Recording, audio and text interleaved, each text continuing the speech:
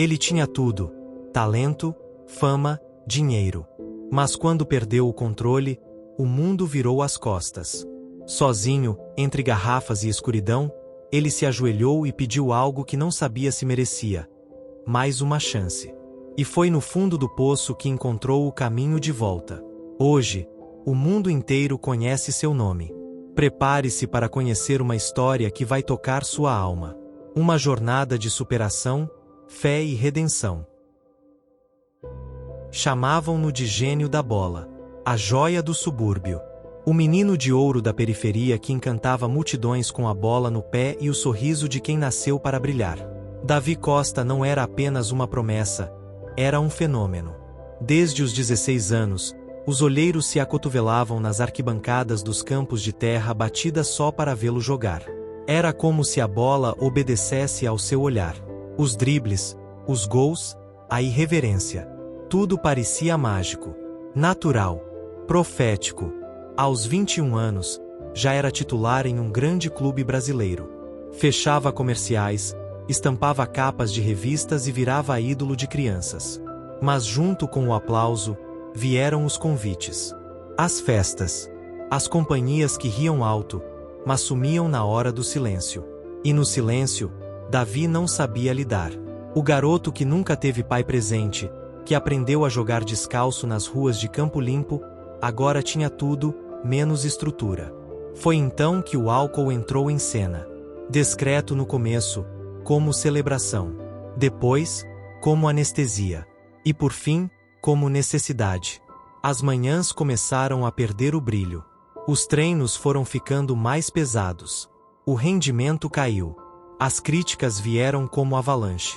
Manchetes duras. Torcedores impacientes. Técnicos inflexíveis. Davi começou a chegar atrasado. Depois, nem chegava. Dormia em carros, em sofás de estranhos, em hotéis de beira de estrada. Tudo enquanto ainda usava o escudo de um clube grande no peito. Até que foi dispensado. Publicamente. Humilhado. E, pior, esquecido. Aos 29 anos, ele era um corpo grande com um brilho apagado. Carregava nas costas não mais o peso das expectativas, mas a vergonha dos fracassos. Os ex-amigos sumiram. Os patrocinadores também. O telefone não tocava mais. E os gols? Aqueles que um dia o mundo esperou ansioso, agora viviam apenas em reprises antigas na TV. Numa madrugada de março, com cheiro de bebida no ar e o som de uma TV sem volume no fundo, Davi se ajoelhou no banheiro. Suado, tremendo, desfigurado. Ele não pediu fama, nem contrato. Pediu direção. Disse apenas: Deus, me ajuda. Me mostra que ainda existe um caminho. E ali, naquela posição de total rendição, algo nasceu. Ou renasceu. Uma força discreta, mas firme, que o empurrou para fora daquele quarto. Para dentro de uma igreja vazia dias depois. Para os primeiros dias sóbrios. Para os primeiros treinos sem contrato. Para os primeiros gols sem público. Mas todos eles, com fé. Hoje, anos depois, Davi Costa não é apenas um jogador profissional. É o melhor do mundo. Reconhecido, aplaudido, respeitado. Mas ele mesmo diria: sua maior vitória não foi dentro de campo. Foi ter vencido a si mesmo. Inscreva-se no canal, curta este vídeo e nos comentários conte de onde está assistindo. Sua história pode inspirar alguém, assim como a dele. Davi Costa nasceu no bairro de Campo Limpo, na zona sul de São Paulo, em uma casa de 2 cômodos e muitas goteiras. Era o tipo de lar onde as rachaduras nas paredes competiam com os buracos no afeto.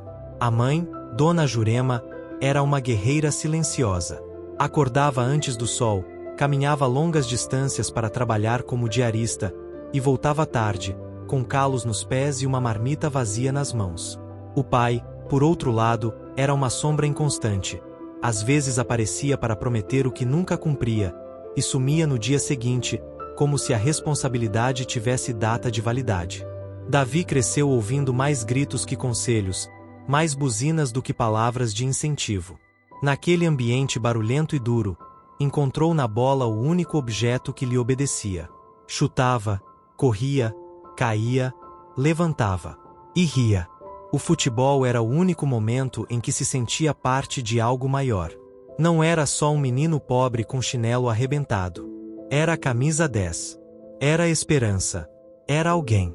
Não teve brinquedos caros, mas aprendeu a fazer través com chinelos e gols com pedras. Usava a calçada como gramado e o muro como torcida. O futebol não era passatempo. Era fuga. Era sobrevivência. Na escola, colecionava advertências. Não por ser desrespeitoso, mas por sonhar alto demais. O corpo estava na sala, mas a cabeça vivia nos estádios. Ele rabiscava campos nas margens dos cadernos e assinava autógrafos fictícios no verso das provas. Para os professores, era um caso perdido. Para ele, era só questão de tempo. Aos 13 anos, disputou sua primeira competição organizada. Jogava pelo time do bairro, com uniforme doado e chuteiras emprestadas. Foi o artilheiro. Saiu carregado nos ombros, chorando, como se aquilo fosse o ápice. Mal sabia que era apenas o primeiro passo. Foi nesse mesmo ano que conheceu o técnico Fabiano, um ex-atacante que teve a carreira interrompida por uma lesão e que encontrou em Davi a chance de redimir os próprios fracassos. Fabiano não era apenas um treinador. Era mentor, conselheiro, irmão mais velho. Ensinou a ele o que o pai nunca ensinou: disciplina, respeito, humildade. Davi começou a treinar diariamente, com sol ou chuva. Passava horas no campo de terra, correndo entre pneus, chutando para o nada, levantando poeira e esperanças. Aos 15, foi aprovado na peneira de um clube grande da capital. O teste era concorrido. Centenas de meninos. Mas Davi tinha algo que não se via em estatísticas: fome. Fome de bola. Fome de ser. Mudou-se para o alojamento do clube. Dividia beliches com meninos de outros estados. Vivia com o mínimo. Mas nunca reclamava. O que ganhava, mandava para a mãe. O que sobrava, guardava no coração. Subia de categoria com rapidez. Era focado, talentoso, disciplinado. Parecia que o futuro o aguardava com braços abertos. Aos 18 anos, estreou como profissional. Entrou no segundo tempo, marcou um golaço e saiu ovacionado. No dia seguinte, seu nome estava nas capas dos jornais. Vieram entrevistas, convites, promessas. De repente, o menino da favela era capa de revista. Com o sucesso, vieram também os perigos. Os mesmos que o exaltavam, agora queriam usufruir dele. Apareceram falsos amigos, relacionamentos vazios, empresários gananciosos. Davi, sem maturidade emocional, confundiu fama com valor. Começou a se perder. Apesar disso, seu talento ainda era evidente. Era convocado para a seleção de base, disputava clássicos, marcava gols decisivos. Mas por dentro, algo se desfazia. A ausência paterna, o passado de carência, a solidão das noites em hotéis de luxo. Tudo isso formava um buraco que nem o sucesso preenchia. E foi por esse buraco que ele começou a escorregar. Primeiro com exageros. Depois com vícios. Até que o talento não bastava mais para esconder a dor. Essa era a origem de Davi Costa. Um menino com o mundo aos pés e um abismo no peito. A trajetória de Davi Costa rumo ao estrelato não foi apenas uma linha ascendente. Foi uma escalada repleta de saltos, escorregões, recomeços e lampejos de genialidade que deixavam a todos sem fôlego.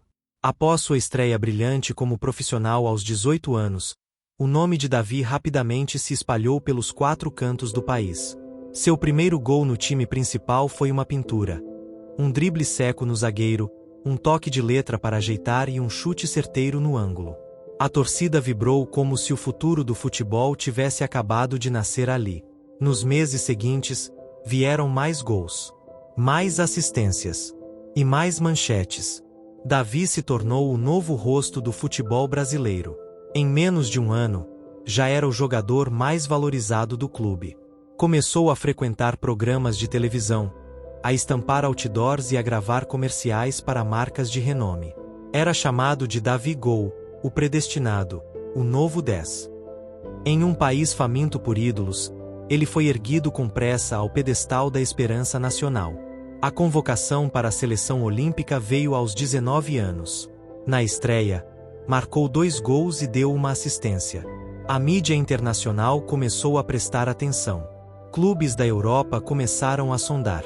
Agentes disputavam sua atenção.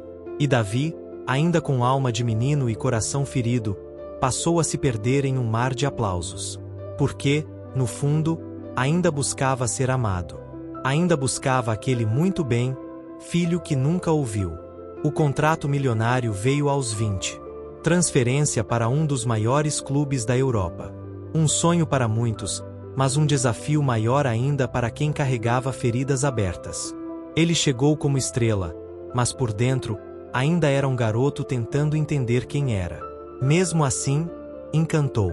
Nos primeiros jogos, balançou redes, distribuiu passes geniais e fez com que a torcida cantasse seu nome em uníssono. Comprou uma cobertura em Lisboa, um carro de luxo, presentes para a mãe e até tentou resgatar laços com o pai, sem sucesso. Estava rodeado de tudo, menos de verdade. As festas se tornaram frequentes. O álcool, disfarçado de celebração, começou a ganhar espaço. Mas enquanto marcava gols, ninguém questionava. A consagração veio em uma final continental. Um gol no último minuto. Davi tirando a camisa, correndo para a torcida, ajoelhando-se no gramado como se dissesse eu consegui. Aquela imagem rodou o mundo. Virou quadro. Virou selo. Virou orgulho nacional. Ele era agora um nome global. Mas a velocidade com que subiu não permitiu que ele criasse raízes. Era talento puro, mas sem blindagem emocional. E quando o brilho começou a ofuscar os bastidores, as rachaduras começaram a aparecer. Mesmo assim, naquele momento da vida, cercado de títulos, contratos, dinheiro e fama, Davi era, aos olhos do mundo, um exemplo de sucesso. Um brasileiro que venceu. Mas por dentro, já começava a se desenhar a queda. Era o topo. Mas o topo, quando é solitário, também pode ser o lugar mais perigoso do mundo. O vazio chegou sem aviso.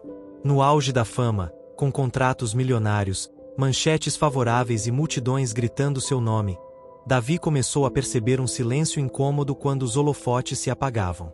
Era um silêncio que ecoava na cobertura luxuosa, entre os móveis importados e os troféus reluzentes. Um silêncio que fazia mais barulho do que todos os aplausos que receberá nos estádios lotados. As noites ficaram longas. A bebida, antes associada à comemoração, virou companhia constante. Um copo, 2, uma garrafa inteira. Era como se o álcool lhe devolvesse, por algumas horas, o controle que sentia estar perdendo.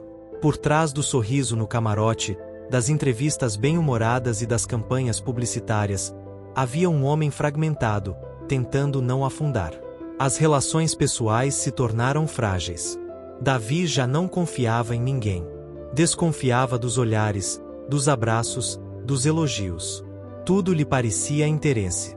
As ligações que antes vinham com frequência cessaram. As mensagens passaram a ser ignoradas.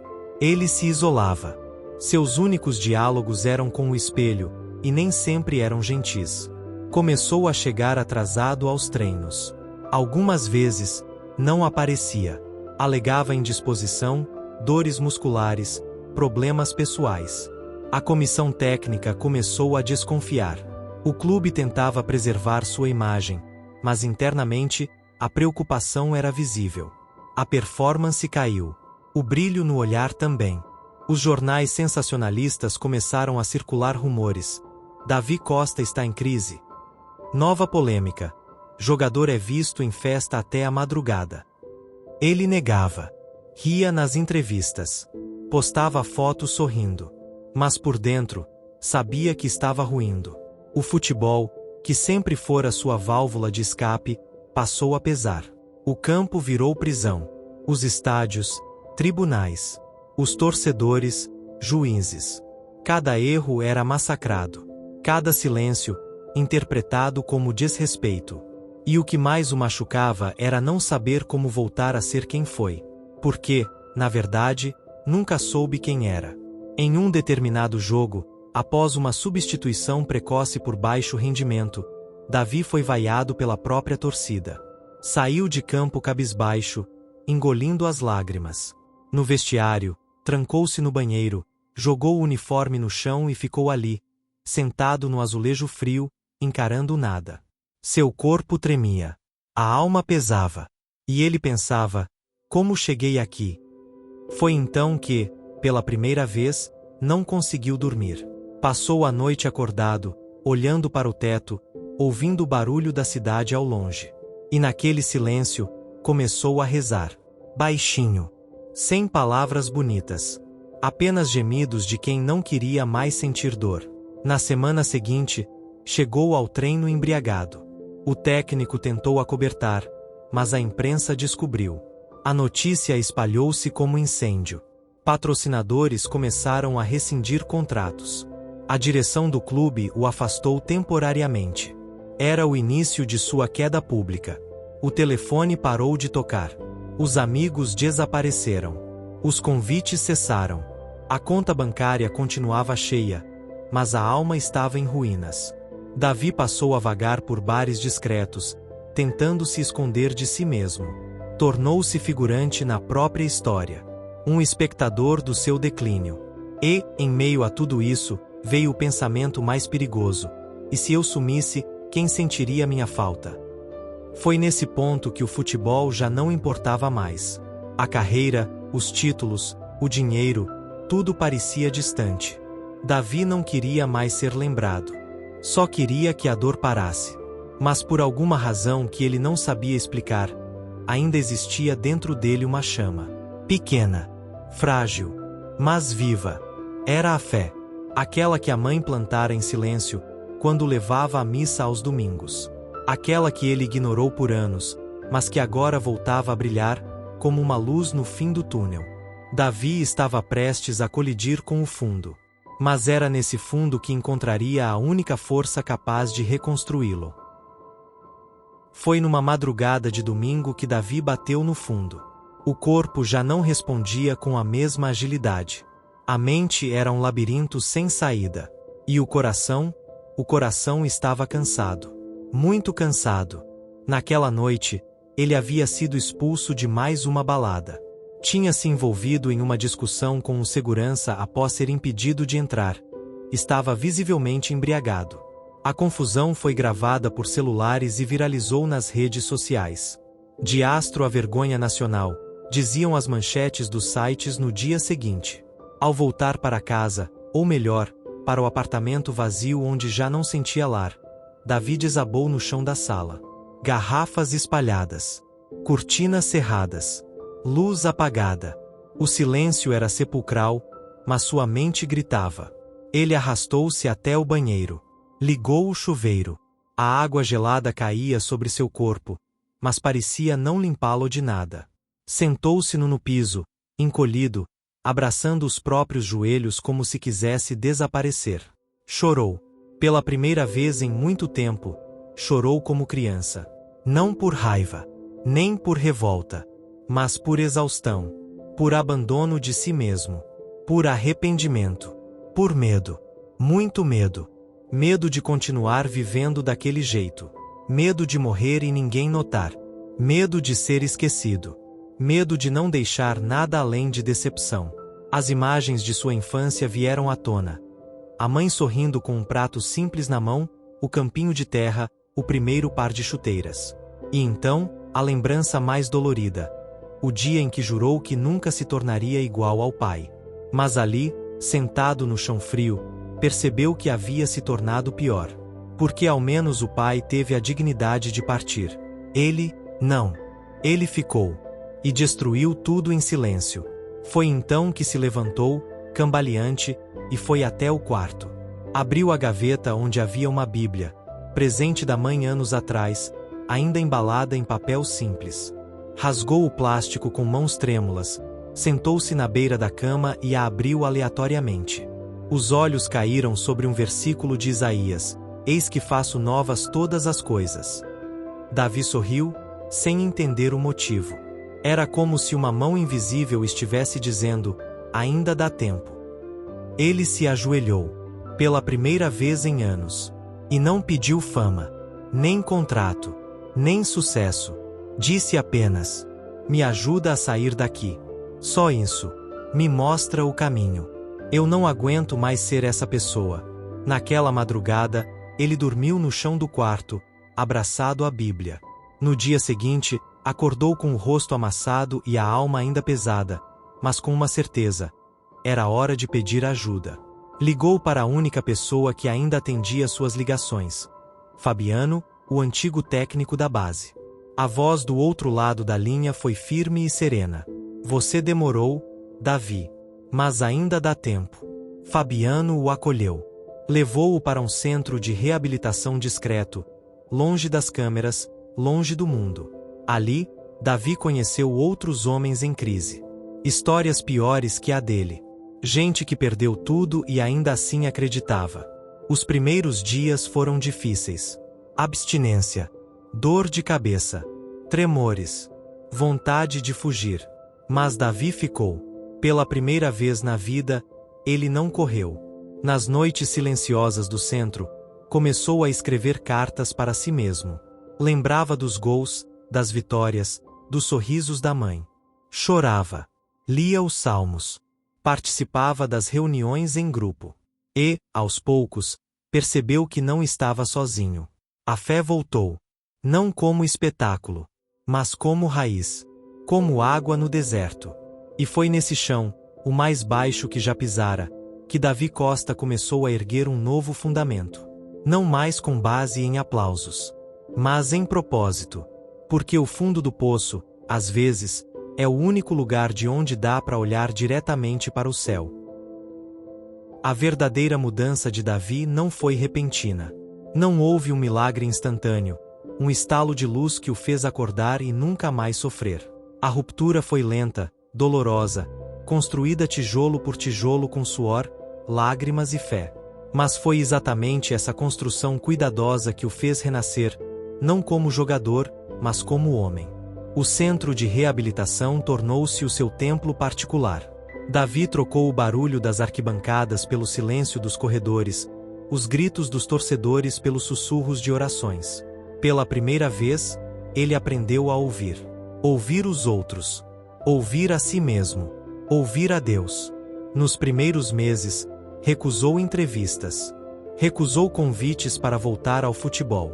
Estava focado em se reconstruir de dentro para fora. Dormia cedo. Acordava cedo. Lavava o próprio prato. Limpava o banheiro. Participava de rodas de conversa com ex-dependentes. Ali, ninguém o chamava de craque. Ali, ele era apenas Davi. E isso era suficiente. Fabiano, o técnico que nunca desistiu dele, visitava-o todo fim de semana. Levava livros, versículos, conselhos. Nunca cobrava. Apenas caminhava ao lado. Em uma dessas visitas, entregou-lhe um par de chuteiras antigas, da época da base. Estavam gastas, desbotadas, mas carregavam história. Davi assegurou como quem recebe uma relíquia. Isso não é para te lembrar do que você foi, disse Fabiano, mas para te lembrar de onde você veio. Aos poucos, Davi começou a correr novamente. Primeiro no pátio, depois no campo de terra ao lado do centro.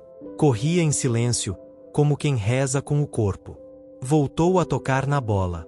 Sentia falta, mas agora, não era mais vaidade. Era gratidão.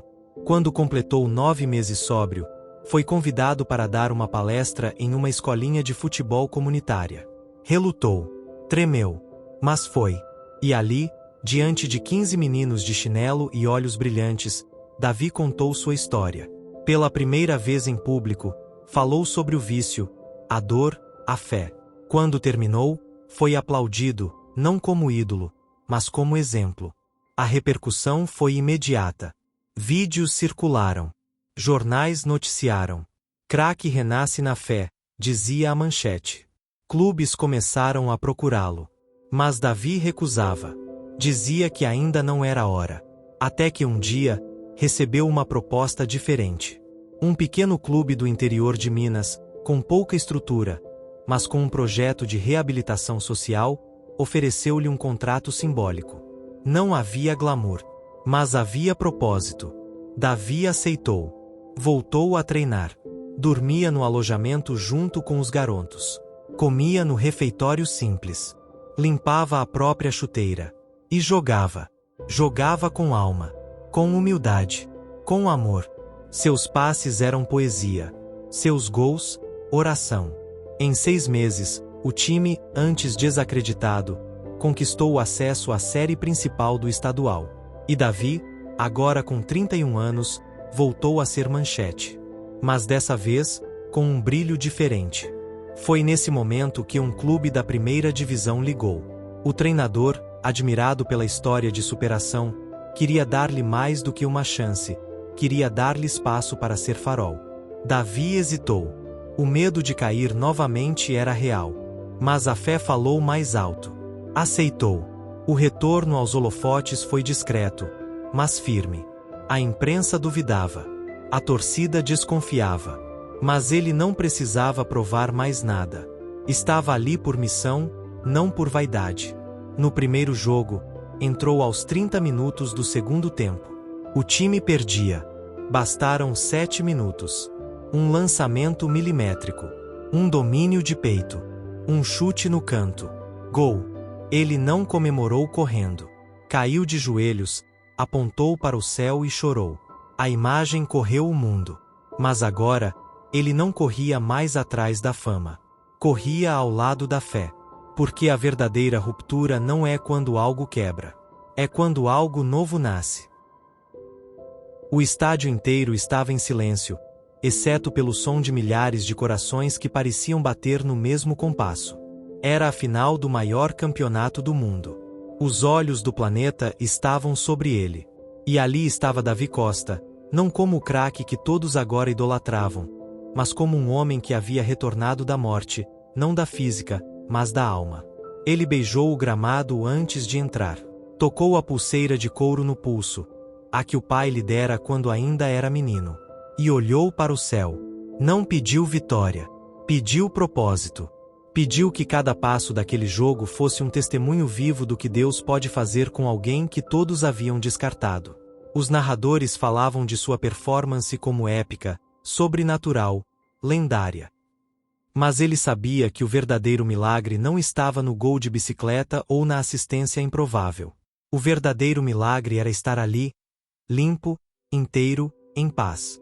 Quando o apito final soou, e seu time ergueu a taça, ele não correu para os flashes. Caminhou até o centro do campo, ajoelhou-se e chorou. Como um filho reencontrado. Como um servo restaurado. Na coletiva, quando lhe perguntaram como se sentia sendo eleito o melhor jogador do mundo, ele apenas disse: "Foi Deus quem me trouxe de volta. Eu só segui andando." E então, baixou a cabeça, respirou fundo e completou: "Eu não sou o melhor jogador. Eu sou apenas um homem que caiu e foi levantado." Hoje, Davi não joga apenas com os pés. Joga com a alma.